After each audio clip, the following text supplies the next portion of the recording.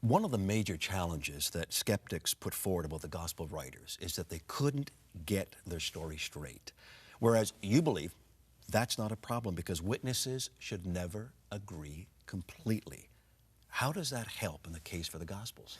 Yeah, this is one of those areas that I didn't really stumble me. As I was looking at the Gospels for the first time, really just trying to mine out the words of Jesus, I was not interested in becoming a believer. I wasn't interested in, in God's existence. I simply thought this Jesus guy might have some smart things to say. So I'm just kind of trying to mine out the red letters. And I saw right away that, I mean, as a cop, you're constantly seeing the contradictions or the apparent contradictions that exist between eyewitness accounts. And I saw the alleged contradictions that people typically point to in the Gospels. They're there.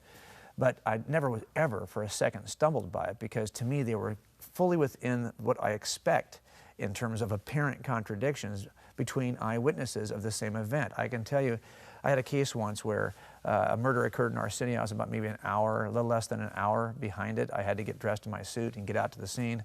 It was a rainy night, and patrol officers, we usually tell them not to do this, but this particular night it was raining, so they put all the witnesses in the back seat of a patrol car, and they sat together for about 50 minutes before I got there. 50 minutes, without any supervision, talking to each other before I got there.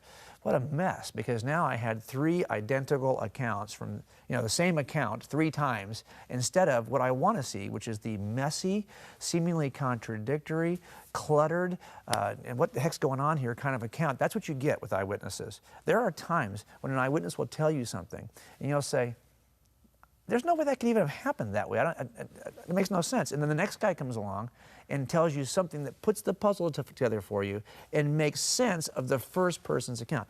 As a matter of fact, we see that happening in the Gospels.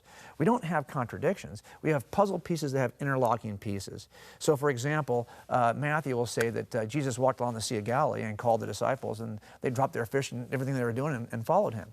And I remember listening to that, reading that, and thinking, it's got to be some kind of literary device. There's no way they just dropped everything as soon as he walks up and they start to follow him. It's not until you see another account. And by the way, it's interesting about the first account. In the first account, James and John are mending their nets. So there's no discussion as to why they're mending their nets. Something has broken them. And all of a sudden they drop everything and follow Jesus. Well, the other account tells you that he walks along and talks to Peter and says, let's go out fishing. And Peter says, we've been fishing all day. There's no fish out there. No, get in the boat. We're going to go fishing. And they catch such a huge load of fish that it breaks the nets.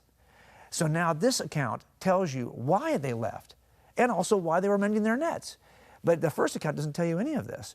And so when you see that people give you aspects of the account that come together and explain each other, a pastor named J.J. Blunt in the 19th century called this undesigned coincidences of the gospel.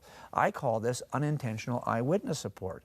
This guy is telling me something, this guy is telling me something, and only together do I get the robust picture of what actually happened.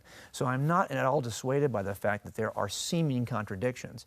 It's our job as the detective to figure out, well, is it a geographic perspective? Is it an emotional perspective? Is it some history of the witness itself that causes them to see one thing at the expense of another? And we have to look at those and try to explain why we have differences. And that has never stopped us, though, from using these witnesses reliably in court.